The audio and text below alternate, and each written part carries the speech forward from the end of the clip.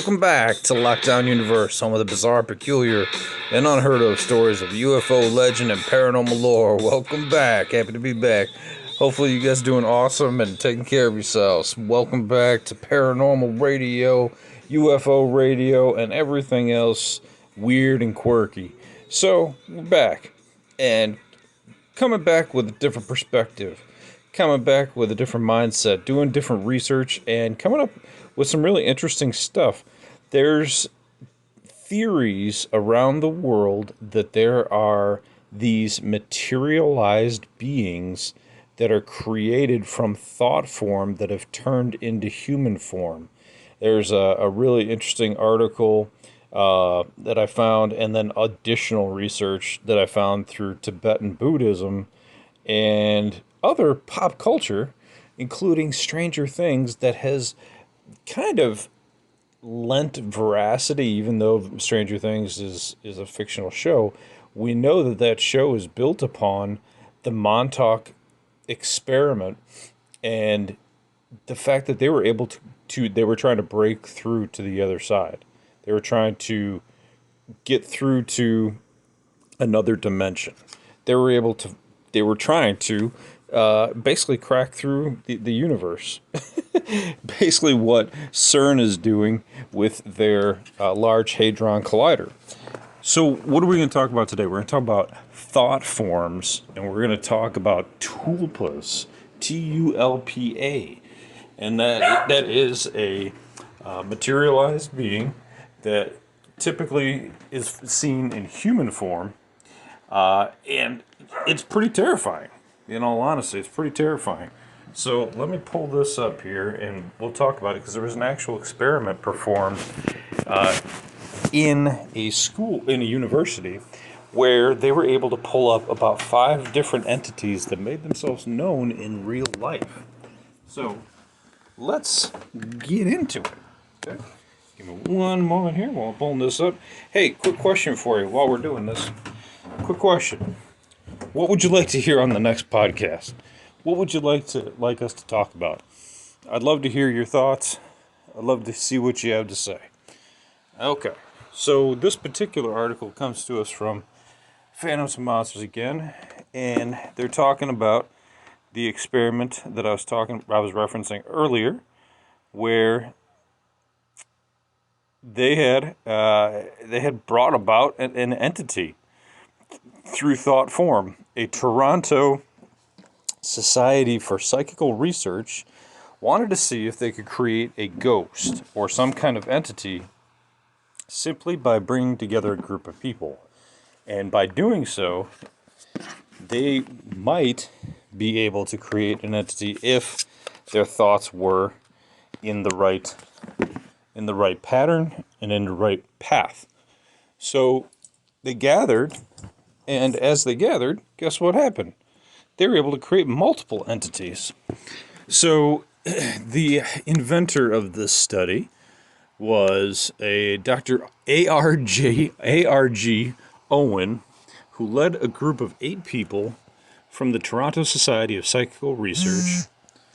None of these people were known to have any particular abilities in ESP, psychic, channeling, or physical or mental specialties. They proceeded to create a person on paper, giving him the name of Philip Aylesford. The group created Philip's entire story. He lived in 17th century England. He was married. He had a love affair. He ultimately died by his own hand in 1654. And an individual from the group even traveled to England to photograph the area where it was said Philip had lived. Another group member sketched a drawing of the actual person, Mr. Aylesford, Philip Aylesford. The experiment began with an entire group meeting frequently to discuss the life and times of Philip as they would any interesting real person. Much of the time was spent in deep concentration, meditation, and seances as a group about Philip. After a year of continued experiments, Philip began to make his presence known. Beginning with simple taps and raps, they quickly became yes and no answers. He even gave factual answers about historical events of his time. Soon after, Philip manifested physical abilities, and he was able to shake and move the table that the group used. Now, they actually have video of this as well. Dr. Owen repeated the experiment several times with different groups of people and was able to create manifestations, including one person named Lilith, who was an 18th century French Canadian spy, Sebastian, who was a medieval alchemist, and a very curious Axel, a man from the future. All manifested very quickly after the experiment started and also communicated via raps and taps. At the beginning of the experiment, the stated goal was to eventually create an apparition. Towards the end of 1977, they felt that they were close to reaching that goal, and the interest in the experiment waned and activities were discontinued.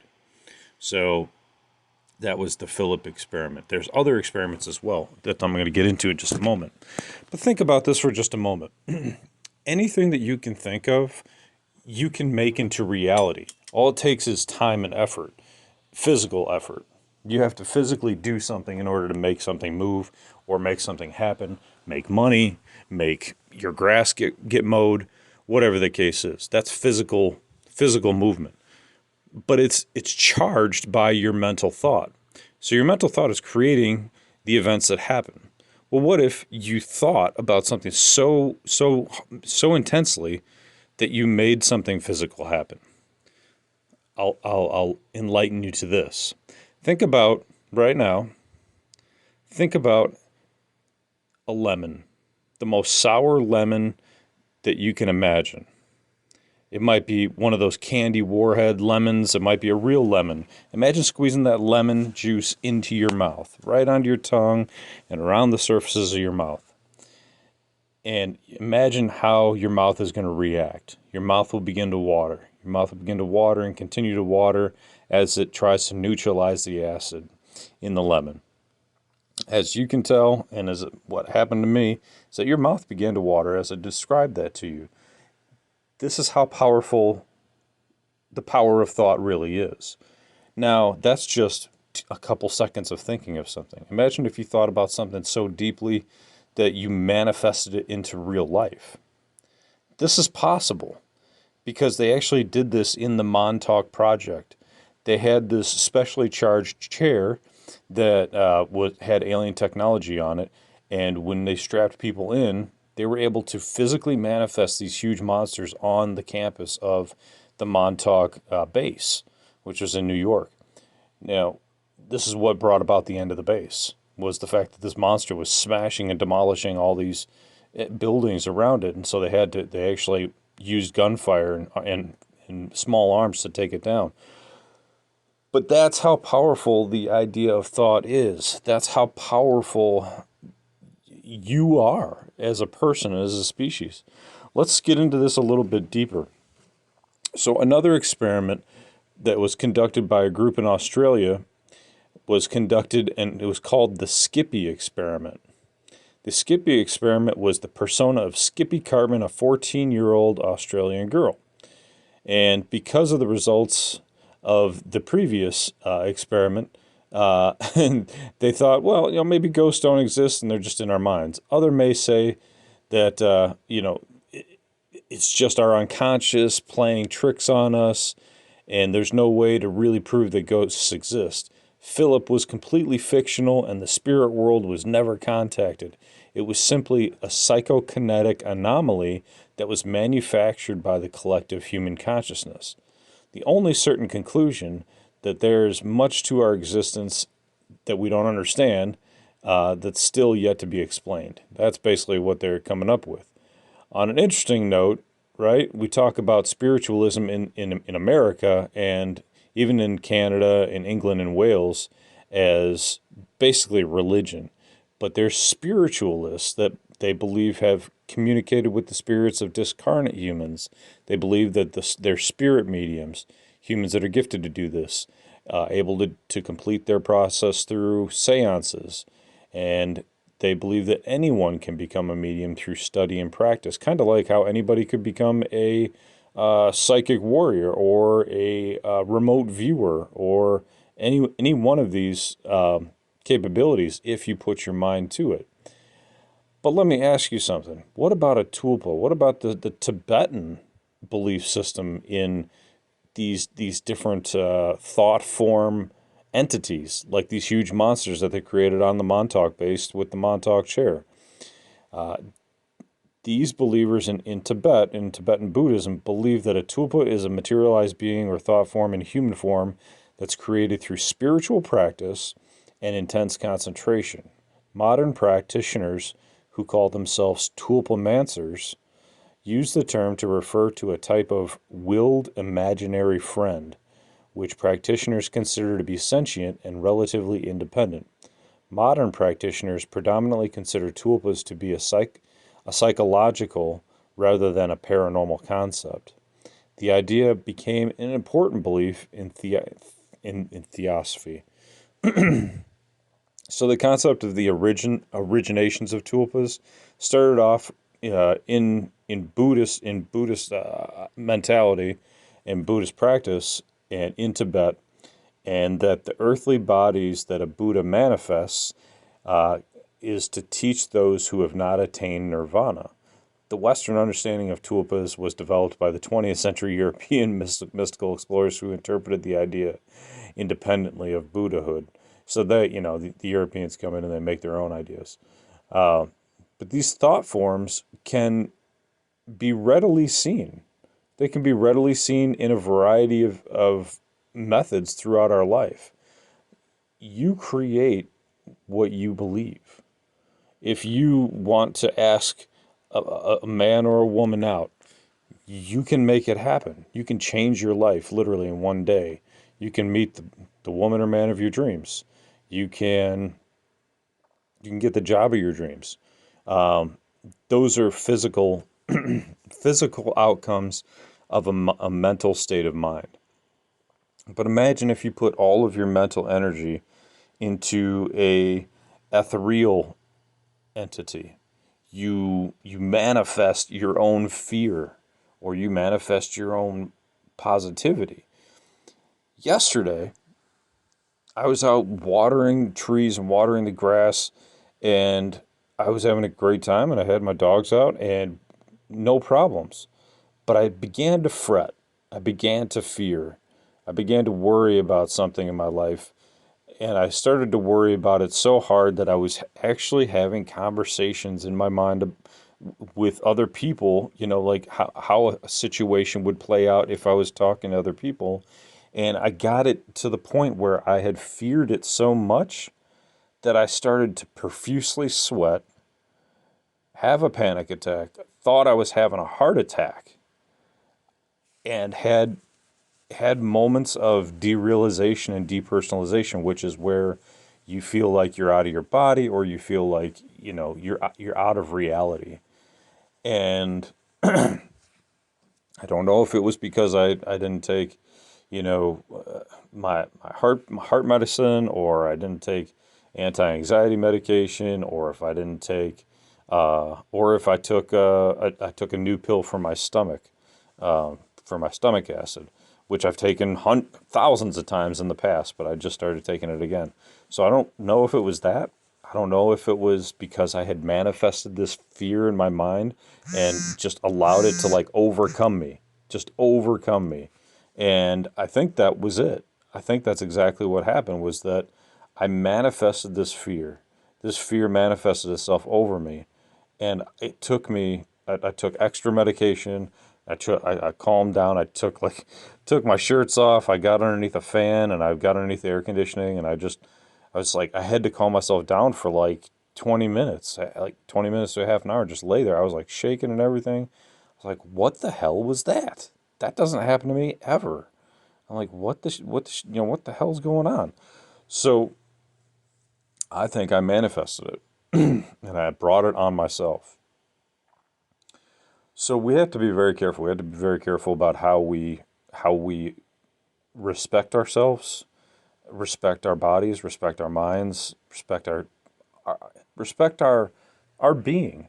You're allowed to live peacefully. You don't have to have constant fear about everything. The constant fear, like Chuck Norris says, it's not going to bring about anything other than more fear.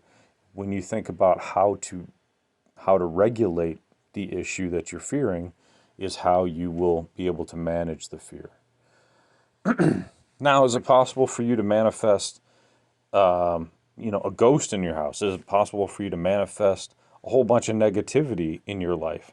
100%. It's all about your perception and your intentions and your willpower. If you want to manifest angels in your life, you can do that.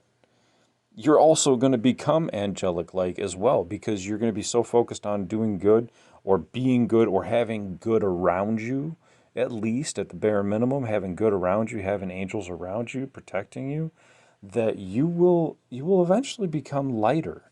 Your soul will become lighter. It's a thought being, it's a thought manifestation in your life. If you imagine two angels behind you that are taking care of you, that are watching over you, that are manifested, that are real, it will bring about that power within you, and also they will begin to surround you, to take care of you. If you don't believe in angels, that's fine. Believe in your own entity, whatever that is, but a positive entity. And they will guide you. Guide. I mean, you can think of them as spirit guides, and they will take care of you. You have to initiate the asking for it. You have to initiate the call. You have to ask for help. So however you do that is fine. If you want to pray for yourself, that's fine. If you want to meditate for yourself, that's fine. You can bring these entities into real life. If the government did it, and the government's always the one that we always ask for proof of anything, if they did it, we can do it. If entities can move things with their mind telekinetically, like aliens, for example, we know that they can do that. We know that humans who have been abducted have come back to Earth with certain powers. Uh, you know, Even individuals that have been human this entire time, been here this entire time, like Uri Geller, has the capability to move clocks when he's on television, on your television, can move your clock at your house. You want to talk about manifestation? That's it. I mean, he was doing this back in the 70s and in the 80s. So you can do it as well. I want to empower you guys. I want you to know that you are a powerful being. You are extremely important as well. Because not only are you powerful for yourself, but you're powerful for those around you. They need you to be strong and powerful and being able to take care of yourselves. Individuals who, to take this to a different level and a medical level, individuals who have had stomach cancers. There was a story I read about a near-death experience with an individual who had stomach cancer, had a tumor in his stomach. And the entire time he was laying in the hospital, he was meditating and thinking about the smoothness of his stomach, how it would look if his stomach, instead of having the tumor, would look healthy, smooth, and in the right pinkish color and the appropriate level of texture, and basically just what a normal stomach would look like. And he meditated on that, meditated, continually meditated on it. And after 2 weeks of being in the hospital and the doctors, trying to figure out exactly what to do because he wasn't responding to anything, all of a sudden they take another X-ray or whatever, a CAT scan, and it was gone. It was absolutely gone. And they're like, "What the hell?" And then they had to take more X-rays to make sure that they didn't miss something. It's gone. He said, I continually meditated on this, and I may have made it go away. You can meditate yourself into a state of hyper anxiety. You can meditate yourself into a state of hyper fear. You can meditate yourself into a state of hyper capability, just like that stomach cancer patient had. I'm not saying everybody's going to outlive life, okay? What I'm saying, that's impossible, right? Well, at least as far as we know.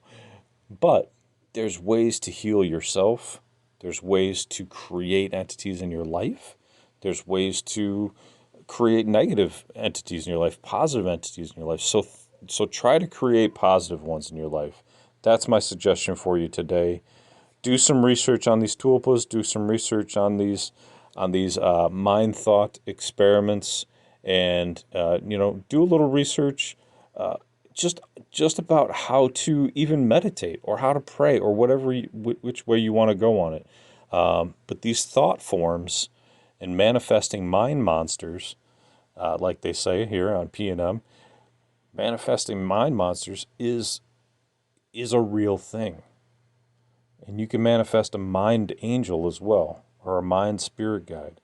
Manifest your spirit guide today. What would your best friend tell you if they were always talking to you over your shoulder? What would an angel tell you if they were behind you? What would a spirit guide tell you? You know, I think of Native Americans and what a Native American spirit guide might tell me. You know, and hopefully it would be, you know, something in the positive and in the meditative. Probably it would tell me, Native American would probably tell me to get the hell off the computer all the time, get off screens, go out, live out in nature, have a fire, relax, get around a group of people, and heal each other. So anyway, I'm going to leave it at that. I thought this was an interesting one. I know it's not for everybody, but hey, I think it's an interesting point to think about because we're going through some crazy stuff in life right now. I mean, it's as crazy as it's ever been, even with COVID, even if you consider COVID 4 years ago. I mean, everything has just been really weird and wild, especially with the economy and everything else. So take care of yourself spiritually, physically, emotionally. I will bring you another alien UFO podcast coming up here, hopefully later today. And I want you guys to take care of yourselves, put yourselves in the light, take care of your family, take care of yourselves physically, spiritually, emotionally, follow through on your hobbies and your goals and your dreams, and as always, continue to question the universe around you. Until next time, don't go to the highway to hell, but enjoy this song while it's here. So take care of yourselves, guys. I love you, and peace out. Lockdown Universe out.